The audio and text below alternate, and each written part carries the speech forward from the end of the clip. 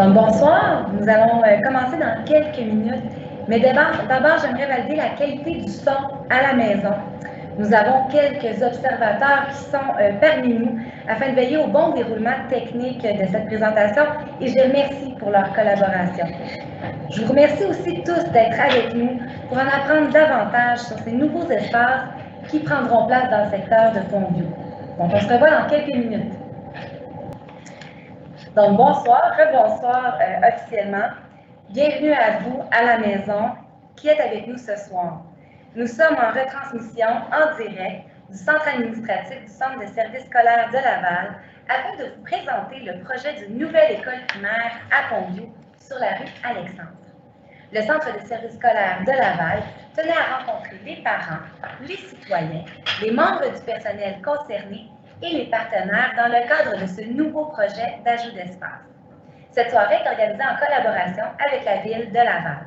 Je suis Annie Goyette, directrice adjointe du service des communications au Centre de services scolaires de Laval et j'aurai le plaisir d'animer cette soirée. Dans quelques instants, nous allons procéder à la présentation du projet, mais d'abord, permettez-moi de souhaiter la bienvenue à quelques invités qui sont avec nous ce soir. Donc, je souligne la présence de M. Stéphane Boyer, conseiller municipal de Duvernay-Pont-Vieux, de Julie Lavigne et Jean-Pierre Archambault, à la direction générale adjointe du Centre de services scolaires de Laval.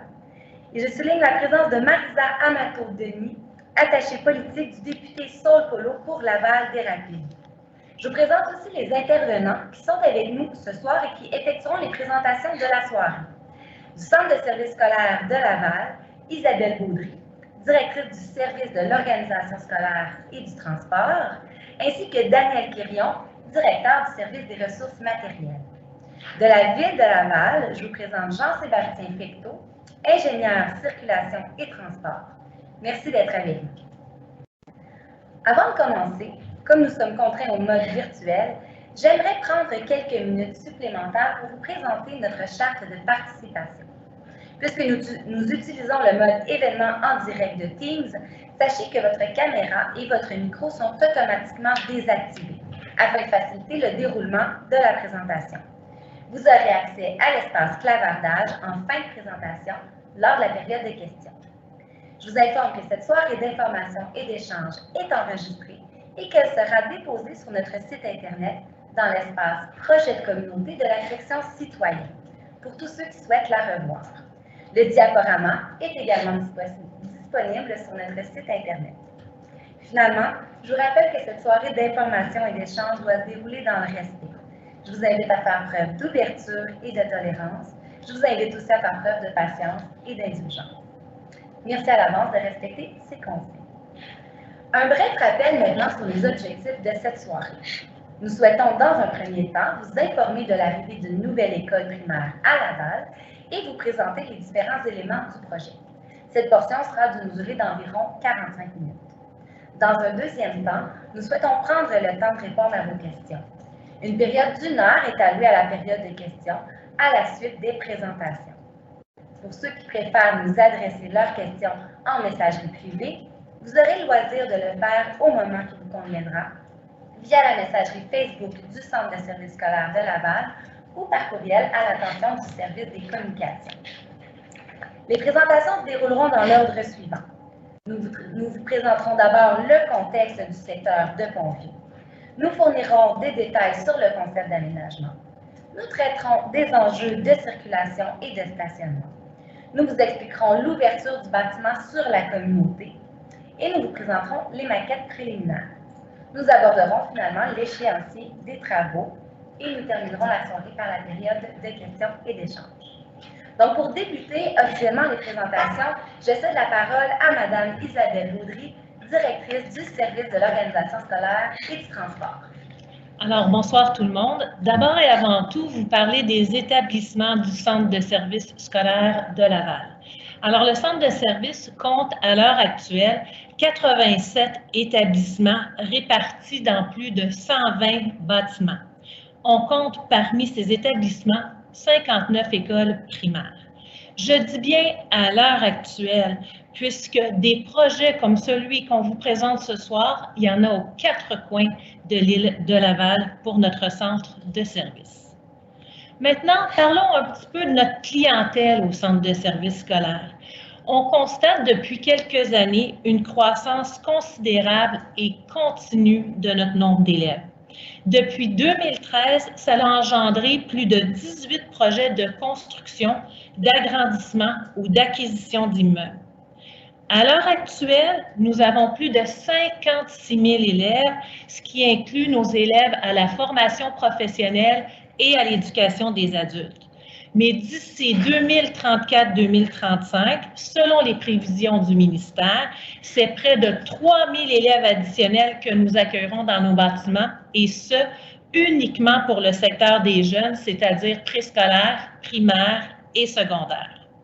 Sur le graphique, vous pouvez constater une courbe orange. La courbe orange, ça représente les prévisions du ministère, et les bandes bleues, la clientèle réelle scolarisée dans nos écoles.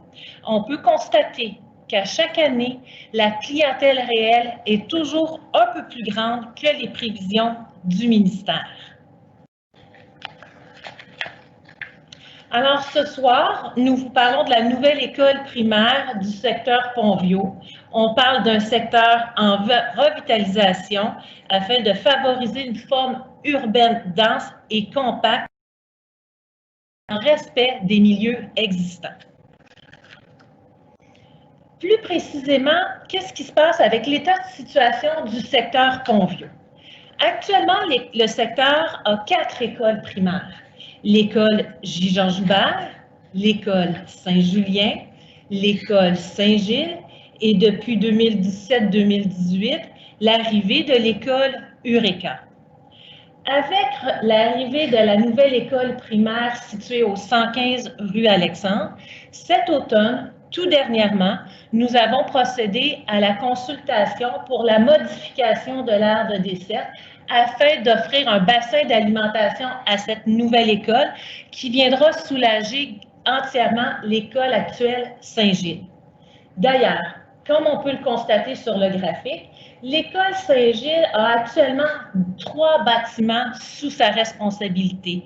L'une située au 220 rue Dauphin, le 226 rue des Alpes et le 145 rue Alexandre. Le 145 rue Alexandre, on l'appelle aussi actuellement beaucoup l'édifice 3 de l'école Saint-Gilles. Cette école scolarise des élèves à besoins bien particuliers. Ce sont des élèves avec un trouble du spectre de l'autisme, avec une déficience intellectuelle moyenne à sévère. Alors, dans le cadre de la consultation sur les modifications des aires de desserte, nous en avons profité pour offrir l'option, considérant le fait que la nouvelle école de Pont-Viaud allait être située à proximité du 145 rue Alexandre, d'annexer ces 2 bâtisses. Alors, ce soir, je suis fière de vous annoncer qu'effectivement, l'édifice 3 de l'école Saint-Gilles, avec l'arrivée de la nouvelle école et son ouverture, pourra être annexé au 145 et le 115 rue Alexandre seront donc une seule et unique école. Maintenant, l'état de situation du secteur Pont-Viaud. Alors, avec la nouvelle école, elle sera située dans un secteur résidentiel qui sera au cœur de ce quartier, avec en même temps une participation à la revitalisation du secteur et aussi permettra de répondre aux besoins criants en place élève. Ça permettra de créer un milieu de vie complet au cœur même du quartier et permettra également d'augmenter les espaces communautaires avec le partage des installations avec la population. Et comme l'école est située au cœur d'un quartier, elle sera grandement alimentée par un nombre important d'élèves marcheurs et permettra de scolariser les élèves encore plus près de leur lieu de résidence. Cette école, quelle grandeur aura-t-elle? Quelle sera sa capacité d'accueil? Alors, on parle d'une école primaire pour le 115 rue Alexandre d'environ 400 places élèves. On parle de 29 classes déclinées de la façon suivante. 4 classes de maternelle 4 ans, 3 classes de maternelle 5 ans, 18 classes dédiées aux primaires et 4 autres classes pour des classes spécialisées, des élèves de type EHDA. Évidemment, nous comprenons que cette arrivée d'une nouvelle école peut susciter chez vous de l'intérêt et des questions. À l'heure actuelle, on est en décembre 2020. L'ouverture est prévue pour la rentrée 2022-2023. Donc, il y a des réponses auxquelles ce soir, nous ne serons pas en mesure de répondre, comme par exemple l'horaire de l'école, les tracés et les horaires d'autobus, ainsi que l'offre pédagogique qui y sera offerte. Chacune de ces décisions viendront le temps opportun. Donc, voilà qui met fin à la présentation de Mme Baudry. Pour nous parler maintenant un petit peu plus en détail du projet, j'invite Daniel Quirion, directeur du service des ressources matérielles au Centre de services scolaires de Laval. Bonsoir à tous. Donc, ce qui est important de mentionner lorsqu'on implante des nouvelles écoles ou on fait de la revitalisation d'écoles existantes ou de bâtiments existants dans des quartiers résidentiels, c'est qu'il y a un travail de collaboration qui se fait avec Ville de Laval. En 2014, on a eu des ententes avec la Ville, autant dans le partage d'infrastructures telles que les gymnases, les piscines, que dans la cession de terrain, lorsqu'on peut, destiné à construire de nouveaux établissements, en lien avec les ajouts d'espace nécessaires pour les capacités d'accueil et offrir des milieux de vie à nos élèves. Donc, l'implantation d'une école, c'est plus qu'un bâtiment scolaire, c'est réellement un bâtiment dans un milieu de vie existant. Donc, c'est pour ça qu'on travaille avec une grande collaboration avec la Ville de Laval pour essayer d'aller chercher le plus possible les besoins de nos élèves en matière pédagogique, mais aussi les besoins des citoyens environnants.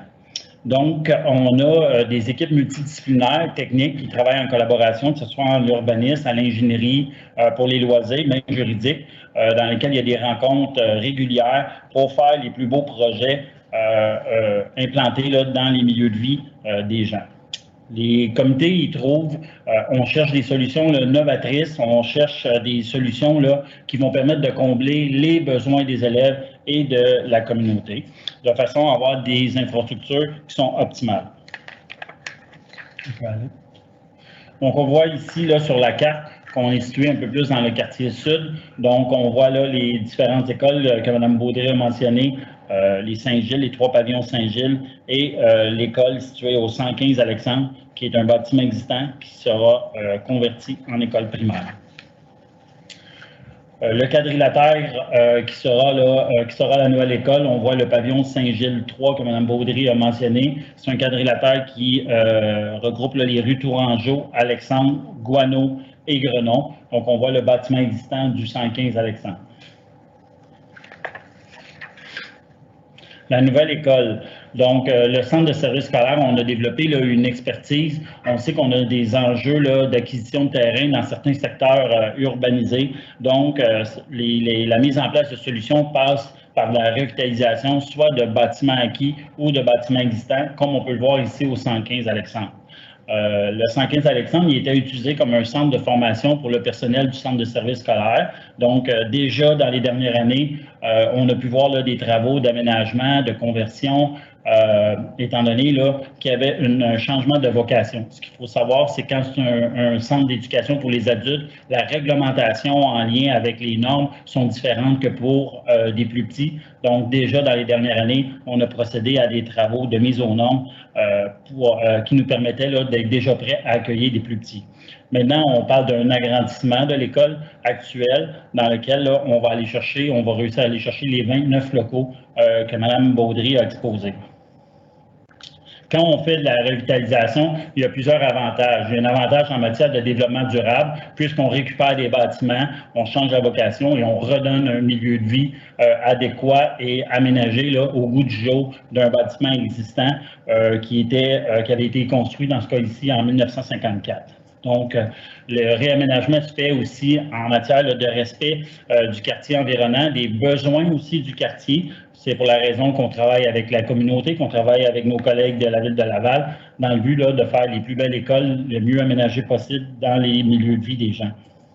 On le fait déjà, Mme Baudry l'a mentionné, Eureka, on parle le centre de qualification qu'on a fait, on parle des bâtiments qu'on a acquis pour convertir dans Val-Martin.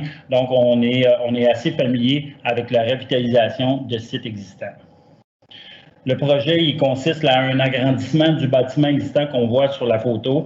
Donc, l'idée, là, c'était de prendre le bâtiment existant tel quel et de le convertir pour en faire une nouvelle école de 29 locaux. Donc, les enjeux étaient principalement en lien avec le fait qu'on a un site qui est relativement restreint. Donc, mais nos professionnels ont travaillé à trouver des solutions qui vont permettre d'avoir la quantité requise de places élèves tout en minimisant les impacts au sol dans l'empiètement de la nouvelle agrandissement de l'école. Bien entendu, on va parler des aménagements. On parle d'aménagement de cours. Donc, vous remarquerez qu'on a diminué en collaboration avec Ville de Laval le nombre de cases de stationnement. Les stationnements se feront sur rue. M. Fecteau pourra l'expliquer un petit peu plus loin dans la présentation. Donc, on a limité les cases de stationnement. On a des débarcadères sur rue. Pourquoi on a fait ça? Mais c'est pour permettre d'avoir une cour mieux aménagée, avec plus d'espace pour les élèves et pour les citoyens à l'extérieur des heures de classe. On a fait aussi, on a tenu compte aussi d'avoir beaucoup de verdure, d'avoir des lieux de rassemblement extérieur, des lieux de jeu extérieurs, donc, et éventuellement peut-être même une possible contribution de la Ville de Laval pour venir bonifier les installations extérieures qui, somme toute, sont utilisées par les élèves durant les périodes de cours, mais sont utilisées aussi en matière de parc pour les citoyens environnants à l'extérieur des heures de cours. Maintenant, le déplacement actif. On le mentionne souvent dans nos présentations qu'on promouvoit de faire bouger les jeunes, le déplacement actif, les saines habitudes de vie. Donc, on croit qu'en minimisant les stationnements, en les mettant sur rue, on va favoriser le déplacement actif. Mme Baudry aussi a mentionné qu'on était pour avoir une école avec beaucoup de marcheurs. On voit ici en rouge les liens d'accès au site. Donc, tous ces liens-là ont été pensés et réfléchis avec les professionnels, avec la Ville de Laval, permettant un accès facile et sécuritaire à nos infrastructures pour les marcheurs.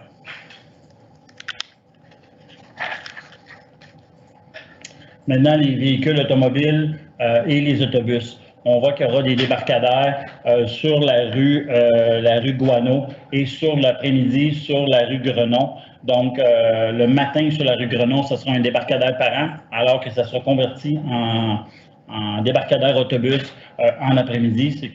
C'est pour une question d'optimisation. Le personnel aura un stationnement dédié d'environ 80 cases, mais aussi du débarcadère d'automobiles ou des stationnements automobiles sur rue.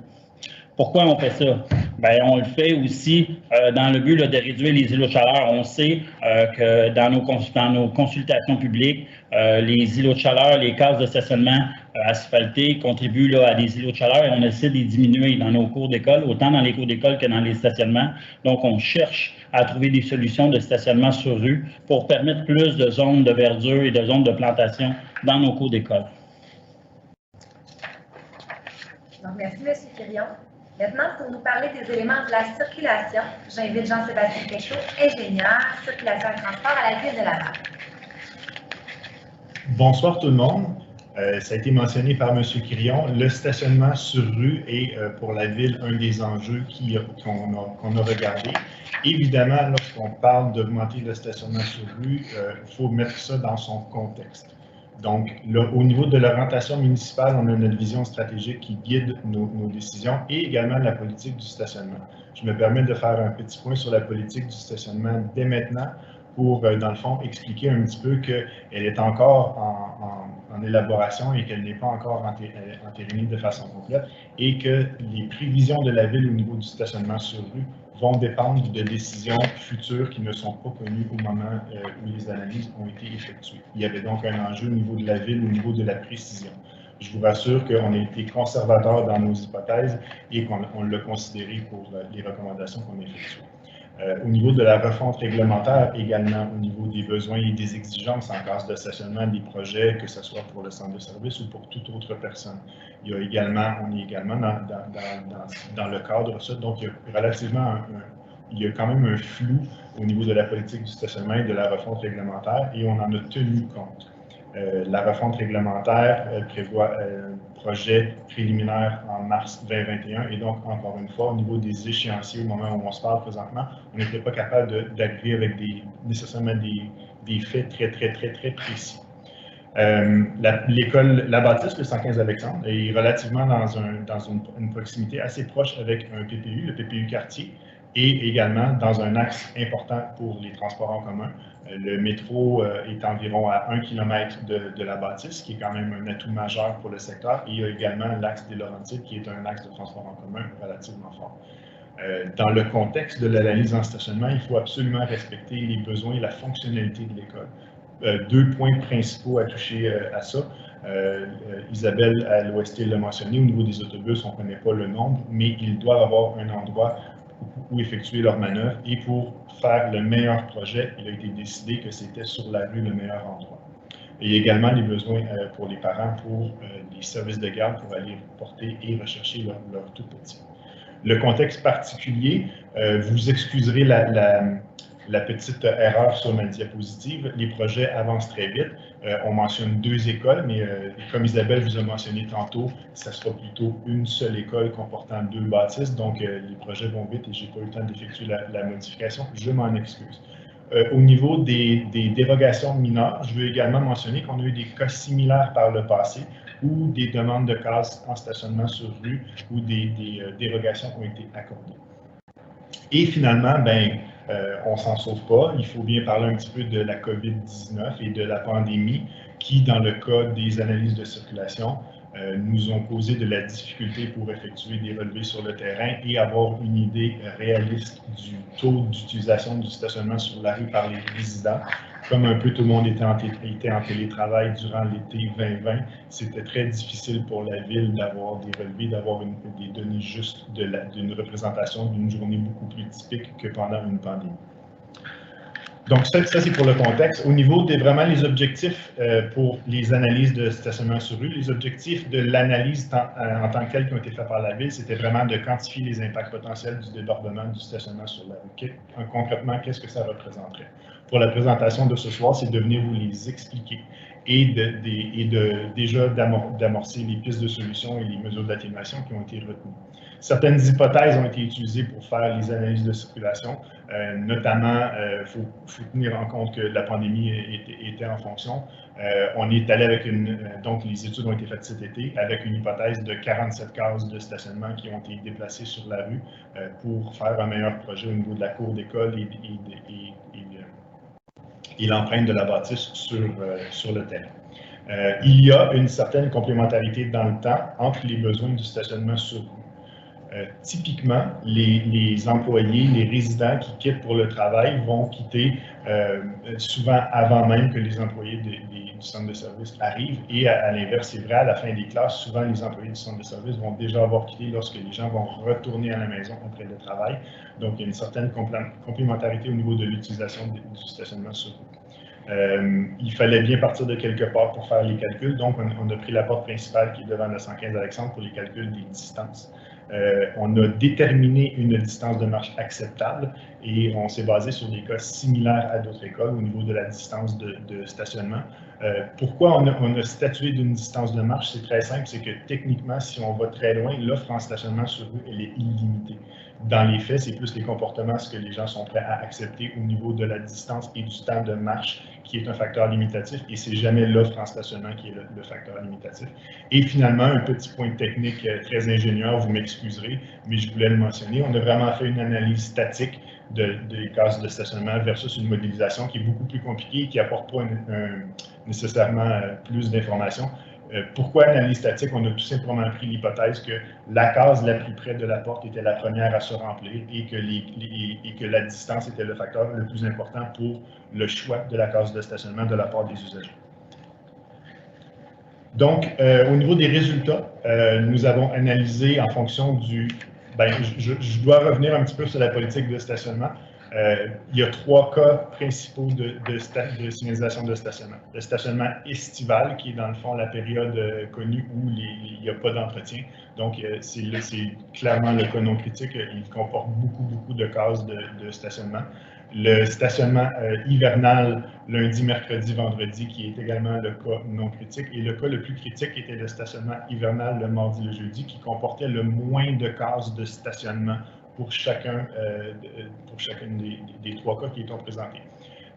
Les analyses ont été faites tout simplement en fonction de la distance, donc du désir de marcher le moins possible, ce qui est un petit peu naturel. Et 3 zones ont été considérées, le 0 à 100 mètres, le 100 à 200 mètres, le 200 à 250 mètres. Et dans la littérature, on considère qu'une utilisation à 85% pardon, du stationnement est considérée comme étant saturée. Donc, suite à ces analyses-là, en fait, on s'est rendu compte que la situation hivernale pouvait être légèrement difficile pour un des cas critiques et on est tout de suite tombé en mode recherche des mesures d'atténuation pour réduire ces impacts-là au niveau des résidents et des employés du centre de service. Pour être considérées, les pistes de solutions que nous avons regardées devaient évidemment modifier l'offre dans la distance que nous avons fixée pour l'étude et les analyses. 5 pistes de solutions ont été étudiées selon leur importance et leur faisabilité. Évidemment, je reviens encore une fois, c'est un incontournable, il faut revenir sur la politique du stationnement. À ce moment-ci, c'est très difficile pour nous à la Ville de se prononcer sur quel sera le mode de gestion futur de la politique de stationnement dans Pont-Viaud et dans tous les secteurs de la Ville. Une chose est sûre, je veux revenir là-dessus, les hypothèses qui ont été faites sont très conservatrices et dans les faits, il pourrait y avoir beaucoup plus de cases que ce qui est présenté comme le cas critique. Les pistes de solutions qui ont été étudiées, qui ont été retenues, un des premiers, les gens qui connaissent bien le secteur savent que du côté ouest de la rue Guano, il y a présentement une piste cyclable bidirectionnelle. Vous l'avez bien vu tantôt sur le concept d'aménagement que le débarcadère autobus se faisait au même endroit. Et donc, il a été choisi là, tout simplement d'inverser la piste cyclable pour la basculer du côté est pour, premièrement, régler l'empiètement des autobus dans la piste cyclable et pour d'autres considérations pour vraiment rendre ça confortable au niveau de l'accès pour nos cyclistes. C'est une source, un petit irritant qu'on remarque souvent aux abords de nos écoles. Ce n'est pas seulement bénéfique, cette intervention-là, je veux le mentionner parce que ça enlève quand même quelques cases, mais qui sont compensées par d'autres mesures. La deuxième piste de solution qui a été retenue, en fait, c'est on profite du fait que la clientèle est légèrement différente à Saint-Gilles-3 et que les critères que nous utilisons habituellement soient le dégagement visuel et la visibilité.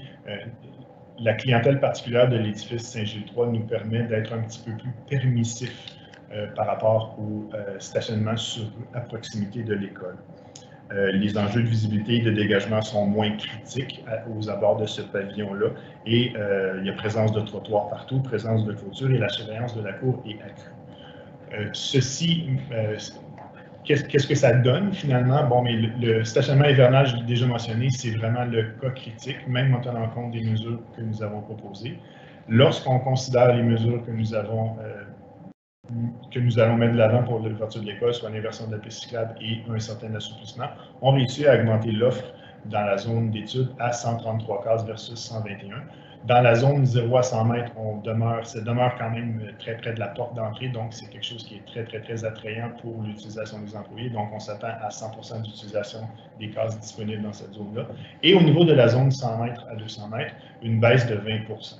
Concrètement, qu'est-ce que ça représente pour les gens qui se posent la question? On va y aller un petit peu plus visuel avec une image et de la couleur. On vous montre sur l'image que vous voyez présentement à l'écran la barre de la future école. L'étoile noire correspond en fait à la porte principale, l'accès du 115 Alexandre. On y va maintenant avec le code de couleur. En bleu, sur la rue Alexandre face à l'école, on a indiqué comme étant une zone débarcadère. C'est vraiment la zone débarcadère pour le service de garde. Nous n'avons pas indiqué celle sur Grenon qui va être disponible en période de pointe le matin, considérant que c'était pas tout à fait du stationnement sur rue, mais qui est plus des comportements du type dépose minute qui vont être souhaités aux abords de l'école et que c'est pas également la même chose en après-midi, on ne l'a pas indiqué.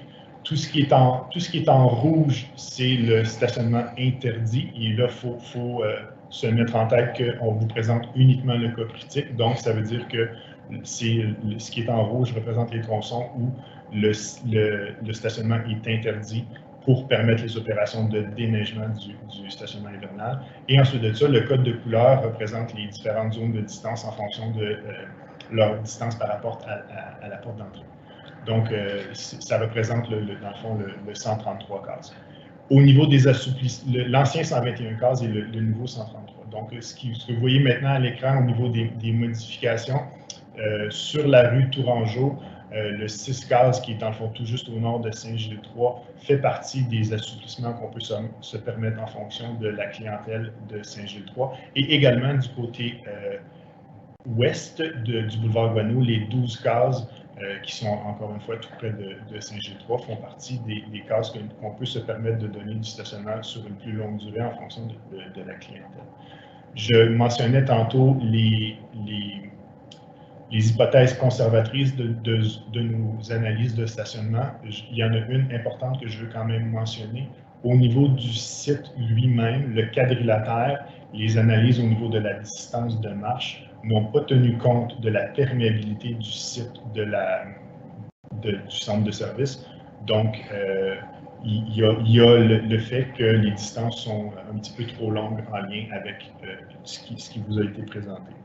Une dernière chose, au niveau de la rue Tourangeau, près de Saint-Gilles-3, la zone très près de l'intersection est demeurée rouge tout simplement parce qu'on voulait conserver l'arrêt de la STL à cet endroit-là et favoriser les transports actifs.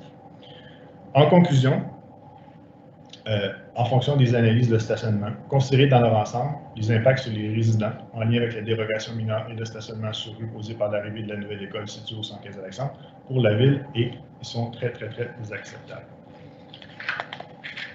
Au niveau des autres enjeux de circulation typiques aux abords des écoles, là, on parle ici beaucoup plus de mesures d'apaisement de la circulation. Il y a un aspect très positif pour une école qui a une aire de marcheurs très répandue comme le nouveau 115 Alexandre, c'est la présence de trottoirs un peu partout dans le secteur. En fonction de la programmation annoncée par la Ville de Laval également, je suis certain qu'il y a beaucoup de parents qui sont au courant. On est en déploiement massif de dos danse aux abords de nos parcs et de nos écoles pour 2021 et 2022. Également, en lien avec l'implantation de l'école, il y aura modification de la vitesse de stationnement pour allonger les zones de 30 en fonction de la nouvelle réalité de l'école. Et tout le reste de la signalisation qui doit suivre au niveau du débarcadère pour autobus, changement de la piste cyclable, le marquage, la signalisation et le débarcadère pour le service de garde. Un dernier point, d'autres mesures sont possibles, les études sont en cours. Je fais un petit rappel sur le point de l'aire de desserte mentionné par Mme Baudry tantôt. L'aire de desserte a une influence à la ville pour la brigade scolaire. Donc, c'est du très récent, on est encore en analyse. Il y aura possiblement des ajouts, possiblement des déplacements de brigadiers scolaires, tout dépendant de la nouvelle aire de desserte. Les analyses sont encore en cours. Malheureusement, il est trop tôt pour nous pour pouvoir se prononcer là-dessus. Merci beaucoup, M. Fecteau. Donc, vous finalisez les présentations et vous dévoilez les maquettes préliminaires et les chantiers. J'invite à nouveau M. Quirion. Tel qui a été mentionné d'entrée de jeu dans notre présentation, on l'a vu aussi là, sur les différents plans, l'école sera localisé en plein cœur d'un quartier bien établi. Donc, le site il sera aménagé en fonction d'offrir un service pour la réussite de nos élèves, mais aussi offrir un service aux citoyens, à la communauté, puisque notre école sera bien ancrée en plein cœur du quartier. Les débarcadères d'autobus, ça a été mentionné. Donc, pourquoi on les met sur rue? C'est pour dégager des espaces, pour favoriser les aménagements dans la cour d'école, réduire les îlots de chaleur et avoir une implantation qui va être optimale. Bien entendu, dans ces infrastructures-là, il y aura des arbres, zones végétales. On va continuer à en mettre, on va en rajouter, même si les zones de verdure présentent toujours un défi pour les cours d'école, étant donné le piétinement intensif des élèves durant la récréation. On va mettre de la verdure. Les cours d'école, on y a touché un petit peu, là, il y aura 2 cours d'école qui vont être voisines, soit pour le pavillon Saint-Gilles-3 que pour la nouvelle école de Pont-Villot. Donc, les cours d'école pourront communiquer ensemble selon la volonté de la direction. On pourrait partager, là, par exemple, des infrastructures ou des activités entre les types de clientèle. On a aussi la volonté, là, on le mentionne souvent avec la Ville de Laval, les parcs sont des cours d'école, les cours d'école sont des parcs, donc bien entendu, nos aménagements extérieurs pourront être utilisés par les citoyens, les enfants qui veulent en profiter là, à l'extérieur des heures de cours et durant les week-ends. Dans le stationnement qui sera entre la nouvelle école et Saint-Gilles-3, on a pu voir qu'il était pour avoir un débarcadère. Donc, on est familier à faire des débarcadères à double usage. Je m'explique, c'est-à-dire qu'après le passage des autobus, il y a des barrières qui ferment et les débarcadères deviennent des cours d'école ou des lieux de jeu dans lesquels on peut faire du double lignage pour faire de l'activité physique. C'est un modèle qu'on a répété à maintes reprises, puisqu'on trouve là, la multifonctionnalité d'un débarcadère qui peut servir là, à autre chose que débarquer des élèves dans une courte période de temps durant la journée. Je l'ai mentionné, on travaille souvent avec nos nouveaux bâtiments, que ce soit des écoles neuves ou des lieux revitalisés en développement durable. Donc, on réduit les îlots de chaleur, des toitures blanches. On aura de la géothermie dans le bâtiment, des systèmes de récupération d'énergie et bien entendu de la domotique pour s'assurer qu'on puisse contrôler nos appareils, notre éclairage en fonction de la présence ou pas d'usagers. On voit maintenant les premières maquettes de la nouvelle école construite sur 3 étages, où l'agrandissement sera sur 3 étages. Donc, pourquoi on le fait sur 3 étages? Un peu comme M. Fecteau l'a expliqué, on cherche à avoir le moins d'empiètement possible au sol, d'optimiser les espaces, donc d'être plus compact pour favoriser les aménagements de cours au bénéfice de nos élèves et de la communauté.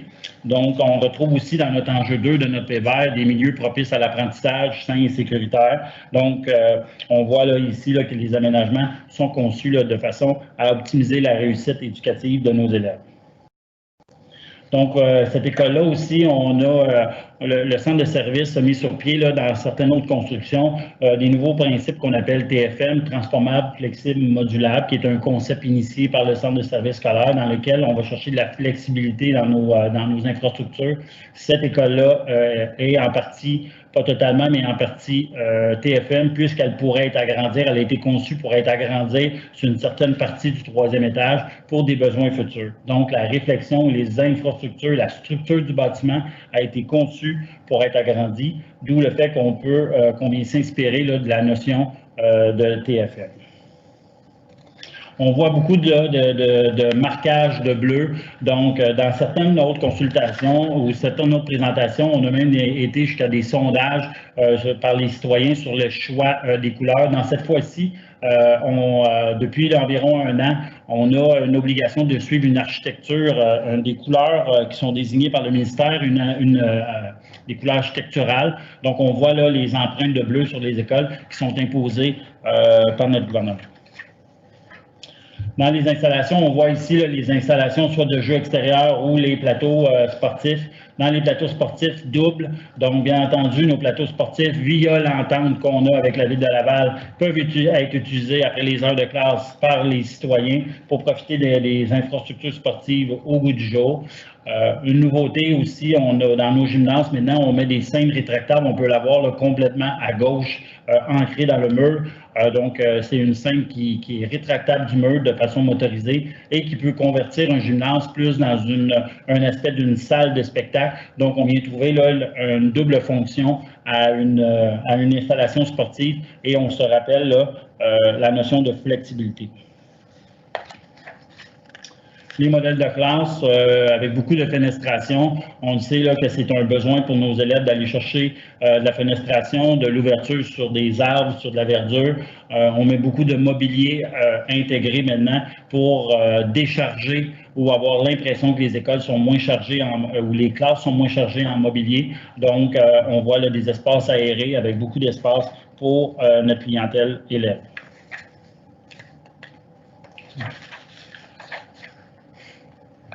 C'est bon, on peut passer à la prochaine. Merci.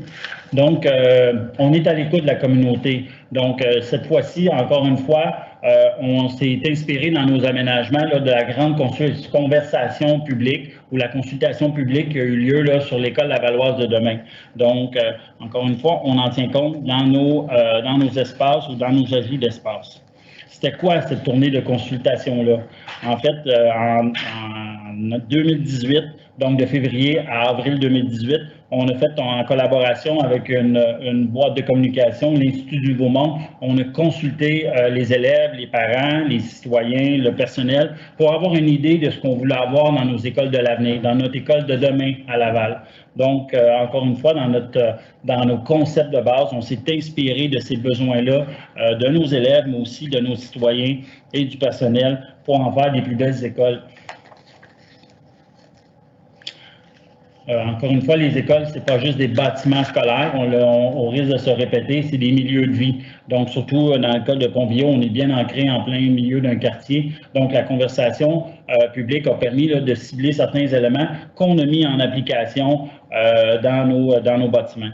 Qu'est-ce qui a été dit? On voulait avoir des milieux ouverts sur la collectivité, donc des lieux de rassemblement pour toutes les générations. On voulait avoir beaucoup de fenestration. On l'a vu là, dans les maquettes des classes, qu'on tente maintenant de mettre beaucoup de fenestration puisque c'est bénéfique pour nos élèves. On veut avoir des projets axés sur la nature, donc la verdure, des arbres. On veut avoir des écoles qui mettent des initiatives qui favorisent le sentiment d'appartenance de nos élèves, puis qui contribuent à la motivation scolaire et bien entendu à la réussite scolaire. Donc, on va avoir des écoles vivantes. Donc, on va avoir des écoles qui puissent être utilisées à toute heure du jour et 7 jours par semaine idéalement, puisque c'est des bâtiments publics. Donc, on a eu des collaborations avec les acteurs concernés. Donc, on travaille sur la qualité du service à l'élève, sur les déplacements actifs. On l'a mentionné, on cherche les déplacements actifs pour promouvoir les saines habitudes de vie et on cherche aussi des programmes adaptés à l'élève. Maintenant, qu'est-ce qu'on va retrouver dans notre nouvelle école de Pont-Villaud en lien avec ce qui avait été ciblé dans la grande conversation publique? Bien, on va retrouver, tel que montré là, dans les maquettes, une grande fenestration. On va retrouver un gymnase double avec du lignage, du basketball, avec une scène rétractable qui pourra aller chercher la flexibilité de convertir les gymnases en salles de spectacle, que ce soit pour les besoins pédagogiques durant les heures scolaires ou les week-ends par les partenaires. Donc, il y aura des accès à l'extérieur. On n'aura pas besoin de passer au travail à l'école pour accéder à ces infrastructures-là. Il y aura des accès dédiés extérieurs qui pourront être mis là, à la disposition des citoyens à l'extérieur des heures de cours. Bien entendu, un rideau acoustique qui pourra séparer les gymnases pour faire 2 plateaux sportifs, une salle polyvalente multifonction, encore une fois avec des cloisons amovibles. Donc, on vient retrouver encore une fois là, le TFM, le transformable, la flexibilité. On le retrouve dans les locaux polyvalents qui pourront servir aussi de locaux de motricité pour les plus petits, entre autres les maternelles 4 ans pour développer certaines habilités. À l'extérieur, on a vu qu'on mettait beaucoup d'espace vert dans la cour, plantation d'arbres, puis de verdure. On va mettre un mini soccer synthétique, des ballons poires, des basketballs qui sont utilisés, ils sont très prisés là, par nos élèves et par les jeunes du quartier. Des aires de détente, une classe extérieure, encore une fois, qui pourrait être utilisée par nos élèves, mais aussi comme lieu de rassemblement pour toutes les générations du quartier. C'est une école, Mme Baudry l'a mentionné, donc à fort potentiel de marcheurs. On aura beaucoup de marcheurs, donc on pourra à ce moment-là avoir des infrastructures adaptées pour nos élèves marcheurs. On l'a vu dans les plans pour les piétons.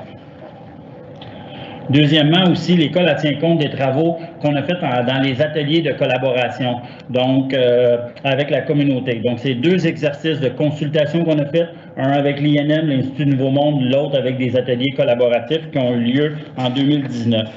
Donc, le 25 avril 2019, on a fait des tables rondes, on a fait des ateliers de travail avec la communauté, dont la communauté du secteur Pont-Villaud, qui nous ont ciblé certains éléments qui étaient importants pour la réussite éducative, mais aussi pour avoir une école bien intégrée en fonction des besoins de la clientèle et des citoyens environnants.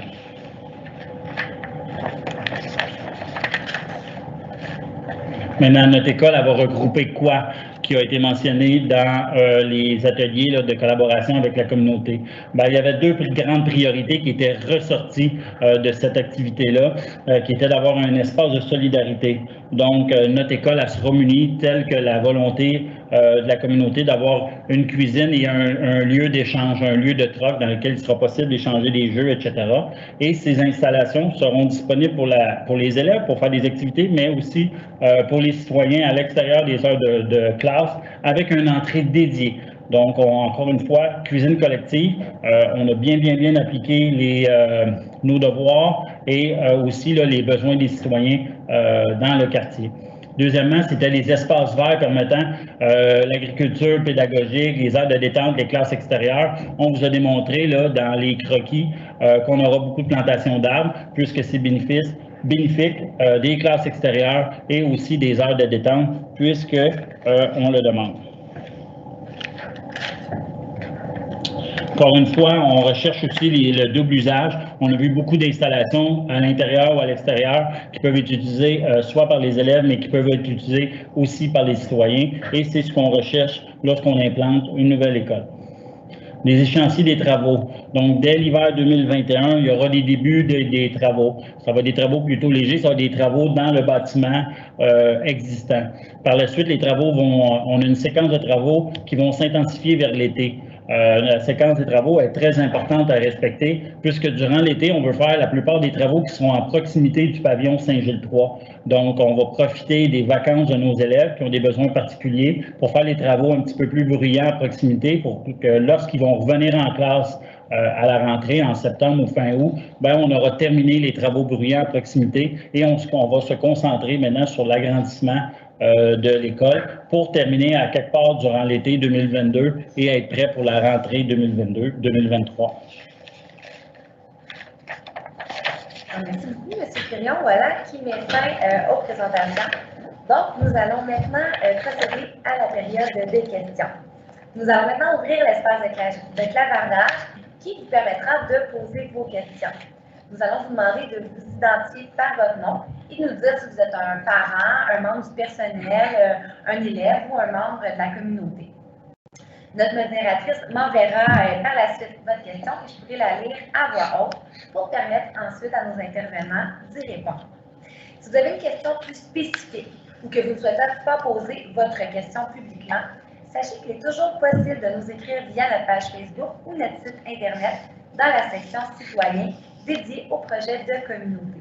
Vous y retrouverez le courriel du service des communications du Centre de services scolaires de Laval et nous nous ferons un plaisir de répondre à votre question plus personnalisée.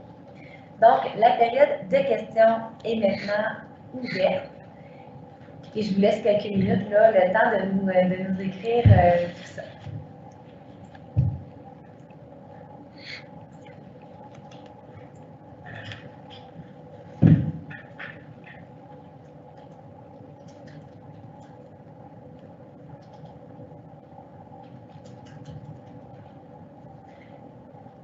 Donc, nous avons une première question. On se demande quel est le ratio au niveau de la maternelle 4 ans?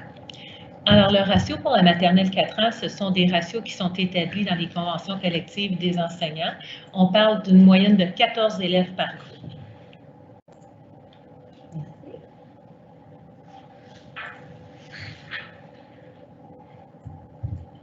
Donc, on nous demande maintenant s'il va y avoir des arrêts obligatoires à l'intersection de Alexandre et Tourangeau. Pour les gens, est-ce que c'est possible, s'il vous plaît, de remettre la carte pour les gens qui ne connaissent pas nécessairement le réseau routier? J'ai mentionné tantôt dans ma présentation que le secteur de Pont-Villaud a quand même une trame de rue assez rectiligne qui ressemble un petit peu à ce qui peut être vu à Montréal. La question, et je veux juste être certain que je réponds bien, c'est au point Alexandre et Tourangeau. Présentement, la planification de la ville n'est pas nécessairement d'aller avec l'implantation ou l'ajout d'arrêts supplémentaires aux abords de l'école. Nous avons d'autres mesures pour favoriser les déplacements actifs et le confort des cyclistes et des piétons autres que l'ajout d'arrêts. Présentement, ce n'est pas planifié. Ça ne veut pas dire que ça ne sera jamais comme ça. Comme j'ai mentionné tantôt, la ville, on est très ouvert sur les ajustements en fonction des besoins de l'école et les discussions se font dans les deux sens, autant au niveau des besoins de l'école, de la direction particulière de l'équipe école, que de l'OST, que des autres aspects du centre de service. Pour l'instant, la réponse serait non, pas spécifiquement à cette intersection-là. Donc, pour le moment, on ne reçoit pas d'autres questions, mais on vous laisse un petit peu de temps. C'est une question qui vient, là. Puis je vous rappelle aussi là, que si il n'y a pas de question qui vous vient pour le moment, mais plus tard, demain, après-demain, il y a une question qui vous chicote, n'hésitez pas à nous écrire, ça va nous faire plaisir. On fait ces soirées-là pour vous, pour prendre le temps de vous présenter le projet, de répondre à vos questions. On en a justement une qui nous arrive où on nous demande, on sait qu'à l'édifice 3 de l'école Saint-Gilles, on a des élèves qui ont des besoins particuliers, des élèves autistes. On nous demande au niveau de l'impact émotionnel de ces élèves-là. Est-ce qu'on est en mesure là, de savoir ce que pourraient vivre ces élèves-là qui vont avoir des travaux à proximité? Mais à l'heure actuelle, il n'y a pas de travaux au 145 rue Alexandre comme tel. Donc, leur habitude de vie, leur façon de faire, leur façon d'évoluer quand ils sont à l'école, quand ils sont en classe, ne serait pas changée. Par contre, avec l'arrivée d'une clientèle scolaire au 115 rue Alexandre, avec une direction, est-ce qu'il y aura peut-être possibilité de faire quelques petites activités pédagogiques en respect des besoins particuliers de la clientèle desservie actuellement au 145 rue Alexandre? Ça sera évalué avec l'équipe école qui est spécialisée à travailler avec ce type de clientèle. Merci, Mme Beaupré. On a maintenant une question d'un parent, de M. Simon, qui nous demande si on a considéré là, au niveau du stationnement, on sait qu'il y a des gens là, qui utilisent le métro de quartier. Donc, est-ce qu'on a considéré ces usagers-là du métro dans notre calcul pour les stationnements? Considérant que le métro est à environ 1 km et une distance d'environ 14 minutes de marche, l'impact rendu à cette distance-là est relativement faible de l'utilisation du stationnement sur rue pour, c'est plus à l'inverse, le métro est plus un point bénéfique potentiellement pour que les employés du centre de service, eux, l'utilisent et fassent l'effort d'utiliser le transport en commun plutôt qu'à l'inverse. Donc, non, dans les calculs, l'utilisation des usagers du métro n'a pas été considérée dans les analyses. Donc, on a une autre question qui nous provient de Samuel, qui est un résident du secteur. On nous dit là, que les usagers du métro là, utilisent des espaces de stationnement, là, surtout sur la rue Grenon. Et il nous informe aussi là, que le stationnement là, est interdit là, de 1h du matin à 7h le matin. Donc, dans la nuit. Donc, je ne sais pas si vous aimeriez peut-être commenter ces informations-là. Je fais une parenthèse stationnement. L'interdiction de stationnement aux abords des écoles de 1h à 7h le matin, c'est vraiment pour les opérations d'entretien. Le quadrilatère aux abords des écoles est en priorité P1 au niveau du déneigement et c'est des opérations de tassement et de soufflement de la neige qui se produisent de nuit pour réussir à atteindre la priorité au niveau de ces opérations-là. Juste, s'il vous plaît, vous remontez l'écran parce que je vois plus l'écran. Oui, OK. Donc, la plage horaire, c'est vraiment pour l'entretien au niveau des opérations de déneigement et de la priorité. De jour, je mentionnais tantôt les besoins typiques des écoles au niveau du dégagement et de la visibilité. À l'inverse, de jour, une école typique a une gestion du stationnement qui interdit le stationnement de 7h à 17h du lundi au vendredi aux abords des écoles pour assurer la visibilité et le dégagement. Ça fait partie des mesures que nous avons considérées pour réduire l'impact du manque à gagner de cases sur le site même du centre de service. On a ensuite une question qui concerne l'indice de défavorisation au niveau du milieu. Donc, est-ce qu'on tient compte de l'indice de défavorisation qui est déjà en place pour les ratios et les budgets? Parfait. Alors, pour les gens peut-être qui sont un petit peu moins familiers, chaque école a son indice d'IMSE qu'on appelle entre 1 et 10 et plus il est élevé, plus l'indice de défavorisation est grand. Et il est prévu dans la convention collective des enseignants que quand on est en un haut indice de défavorisation, le nombre d'élèves par classe est réduit, c'est-à-dire qu'il est réduit à 18 élèves en moyenne par classe de la première à la 6e année. Une fois que je vous ai dit ça, il faut savoir que pour établir un indice d'IMSE pour une école, il faut d'abord et avant tout y en scolariser des élèves en déclarer au ministère de l'Éducation pour que par la suite, on puisse y établir son indice d'IMSE. Donc, en attendant d'avoir officiellement son indice, les ratios d'élèves par classe seront les ratios établis au régulier. Et s'il y a un ajustement à faire suite à la réception de l'indice, les ajustements en ratio élèves seront faits. La même chose s'applique en termes de budget et d'allocation. Merci, Mme Baudry. On nous demande maintenant combien d'enfants vont être accueillis à cette nouvelle école. Alors, tout dépendamment, je vous dirais, là, de la situation. Là, pour le moment, on est allé en consultation cet automne. On a une aire de desserte de définie pour le 115 rue Alexandre. La capacité d'accueil de l'école est d'environ 400 élèves. Selon les choix aussi des parents, des élèves qui seront en 5e année, de vouloir faire terminer leur enfant en 6e année à l'école qu'ils ont toujours fréquenté, ça pourrait varier avant d'en arriver à une capacité, je dirais, presque maximale d'environ 400 élèves. Merci. On a maintenant une maman qui demande, sa fille fait sa rentrée scolaire 2021-2020 à l'école Saint-Gilles. Elle nous demande si elle va pouvoir poursuivre après ça sa scolarité dans la nouvelle école à la rentrée suivante parce qu'il demeure tout juste à côté de la nouvelle école. Alors, pour la prochaine année scolaire, la rentrée scolaire 2021-2022, il n'est pas prévu que le 115 rue Alexandre accueille des élèves. C'est pas ça. On va laisser le temps aux travaux de se faire pour que les élèves puissent y être scolarisés à partir de 2022-2023, puis que l'ensemble des travaux puissent être complétés. Donc, si vous habitez à proximité, probablement que vous ferez partie du bassin d'alimentation de la nouvelle école, ce qui veut dire que si votre enfant entre au préscolaire en 21-22, il pourra débuter son ordre d'enseignement primaire, soit sa première année, dès 2022-2023, à la nouvelle école située au 115 rue Alexandre. On a une question maintenant qui nous vient de Marie. On nous demande si l'aire de desserte doit être approuvée et s'il y a une consultation là, en lien avec l'aire de desserte. Oui, effectivement, au Centre de services scolaires de Laval, on préfère aller consulter les milieux concernés parce qu'il peut y arriver qu'ils ont une réalité bien à eux que nous, comme centre de services, on ne connaît pas. Donc, c'est ce qu'on a fait à l'automne dernier. On est allé en consultation.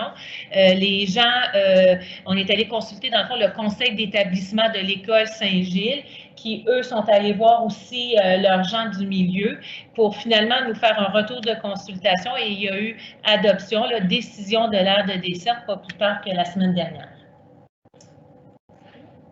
Nous avons maintenant une question de Mélanie, membre du personnel de l'édifice 3, qui concerne la cour d'école, dans le fond, de l'édifice 3 de l'école Saint-Gilles. Bon, on dit qu'il y a un changement dans l'utilisation d'une partie de la cour en débarcadère. On demande s'il va y avoir de la revitalisation, notamment là, pour les enfants là, qui fréquentent la cour, pour la sécurité des élèves. Qu'est-ce qu'on peut nous dire à propos de la cour d'école et de la revitalisation de la cour d'école? Oui, en effet, on va revitaliser, entre autres, le débarcadère, le stationnement. On est en train de discuter à savoir, là, je sais qu'il y a des modules de jeu, etc., qui ne sont pas tellement vieux. Donc, on va voir avec les directions d'école, puisqu'on devra aussi faire des aménagements dans la cour du 115 Alexandre, à savoir est-ce qu'on va bonifier, on va moderniser ou on va remplacer ou adapter les installations dans la cour de Saint-Gilles 3 et dans la cour du 115 Alexandre, de la nouvelle école. L'idée, c'est d'essayer d'aller chercher une espèce de complémentarité dans les installations pour que ce soit un petit peu là, utile pour l'ensemble de notre clientèle étudiante. Merci. Nous avons maintenant une question de Tania, qui est parent, et elle s'inquiète de la pénurie de personnel dans le domaine de l'éducation. Qu'est-ce qu'on pourrait nous dire pour la rassurer?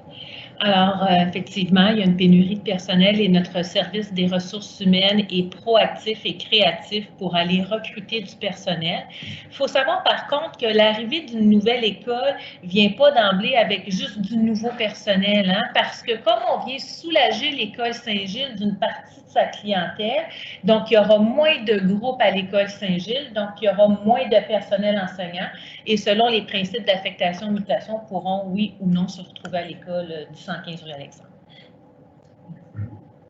On a maintenant quelqu'un qui se demande comment je fais pour savoir si mon enfant va fréquenter cette nouvelle école-là? À quel moment et comment je fais pour savoir? Oui.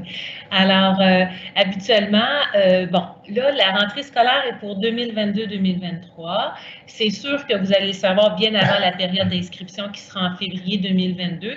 Et dans le cas qui nous concerne ce soir, les aires de desserte sont déjà connues. Alors, vous pourriez communiquer avec votre direction d'école et nous, au service de l'organisation scolaire et du transport, on s'assurera de lui transmettre l'information. Comme je vous dis, c'est une décision toute récente. Alors, je me le prends en note pour m'assurer de transmettre l'info à la direction. On a une autre question là, en lien avec l'indice de défavorisation. On nous demande à quel moment on va pouvoir la recevoir, cet indice-là. À quel moment on va pouvoir savoir c'est quoi la cote de défavorisation de l'école. Et ensuite, bon, est-ce qu'il y a un délai pour l'ajout de service, pour la diminution des ratios. Donc, on nous donne, à titre d'exemple, la cote à l'école Saint-Gilles, qui est de 9 sur 10. Donc, comment ça fonctionne? C'est quoi les délais auxquels on peut s'attendre? Alors, quand on regarde, là, comme le disait M. Quirion un peu plus tôt dans sa présentation, là, dernièrement, on a eu beaucoup d'ajouts d'espace au centre de service scolaire de Laval. On peut considérer qu'avant d'avoir l'IMSE connu et reconnu pour les ratios de classe, ça peut prendre 2 à 3 ans. Je vais être réaliste avec vous. Cependant, si on voit qu'il y a des besoins particuliers, parce que vous me parlez de l'indice d'IMSE de l'école Saint-Gilles qui est à 9, puis on le sait que l'école du 115 rue Alexandre sera alimentée de la clientèle actuellement scolarisée à Saint-Gilles, on pourra faire des ajustements et faire en sorte de s'assurer que la clientèle soit bien desservie également au 115. On nous demande aussi quand est-ce que l'école va ouvrir officiellement. Donc, quand est-ce qu'elle va accueillir des nouveaux élèves? Donc, l'entrée officielle, l'ouverture officielle va se faire en même temps que la rentrée scolaire 2022-2023. Tout va être fin prêt, fini, complété pour s'assurer que les jeunes et le personnel puissent s'émerveiller à la rentrée dans cette nouvelle bâtisse revitalisée et agrandie. On a une autre question qui nous vient de Marie. Elle a un enfant qui va présentement à l'école Saint-Gilles. Est-ce que son enfant va être obligé de changer d'école? Si par exemple, là, il doit aller à la nouvelle école primaire qui est à Saint-Gilles, est-ce qu'il est obligé de faire ce changement-là, cet enfant-là? Parfait. Alors, au centre de service scolaire de Laval, selon votre adresse, votre lieu de résidence, on vous assigne une école primaire, là, dans le cas qui nous concerne ce soir. Par contre, si comme parent, l'école qu'on vous assigne, le 115 rue Alexandre, ne vous convient pas, vous pouvez exprimer ce qu'on appelle un choix d'école, que ce soit un choix d'école pour rester à Saint-Gilles, un choix d'école pour aller à un programme musical, un choix d'école pour aller à l'école alternative, peu importe vos motifs comme parents qui vous motivent à faire une préférence pour une école autre que celle qui vous est assignée, vous pouvez le faire. Le choix d'école est accepté s'il reste de la place à la moyenne. Et le choix d'école aussi, c'est important de le dire, il s'exerce annuellement. Donc, si le choix d'école est accepté pour une année X, ça ne veut pas dire qu'il va être automatiquement reconduit pour l'année subséquente. Nous avons maintenant une question qui nous vient de Marc-Claude Mongeon, qui concerne les enseignants. Donc, on l'a dit un petit peu plus tôt, là, il se pourrait qu'il y ait des enseignants en surplus à l'école Saint-Gilles. Est-ce que ces enseignants-là vont être automatiquement nommés à la nouvelle école privée?